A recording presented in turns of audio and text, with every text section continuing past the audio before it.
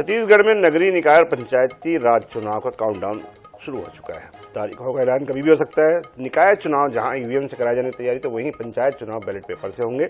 निकाय और पंचायत चुनाव के लिए क्या है चुनाव आयोग और सियासी दलों की तैयारियां, देखिए हमारी रिपोर्ट।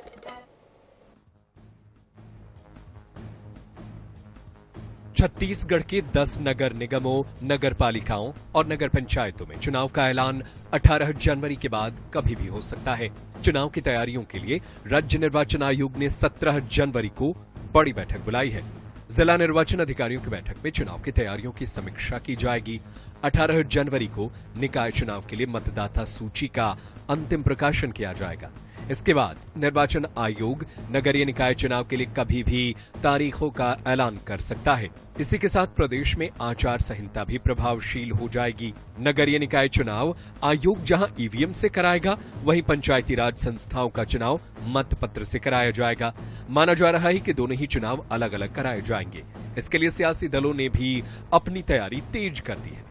भाजपा ने जहां पहले ही अपनी समितियों का गठन कर दिया है, बैठकों का दौर शुरू कर दिया है, तो वहीं कांग्रेस ने भी चुनावी घोषणा पत्र समिति और चुनाव समिति की घोषणा कर दी है।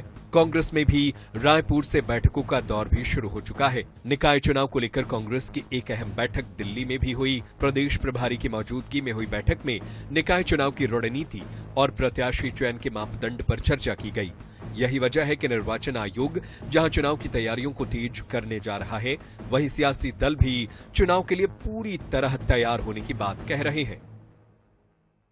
हम पूरी तरह से तैयार हैं। भारतीय जनता पार्टी तो पहले दिन से तैयारी में लगी रहती है। विधानसभा चुनाव में भी छत्तीसगढ़ की जनता ने आशीर्वाद दिया भारतीय जनता पार्टी को। लोकसभा में भी प्रचंड मतों से जिताया। उपचुनाव हुआ तब भी प्रचंड मतों से जिताया।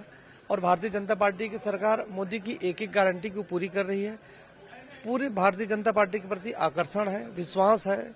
इसलिए छत्तीसगढ़ की जनता त्रिस्तरीय ग्राम पंचायत के चुनाव में भी, नगर निगम में भी भारतीय जनता पार्टी को प्रचंड मतों से जिताएगी। तैयार है। इसमें तो इच्छा भी होती है।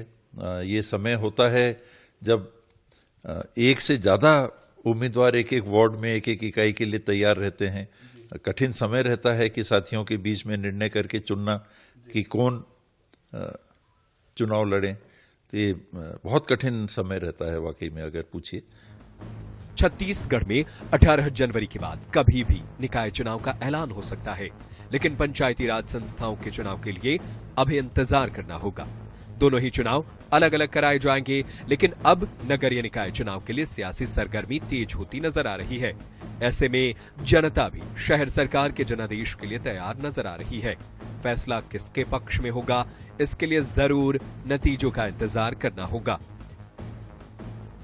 गौरव शर्मा, INS 24/7 रायपुर।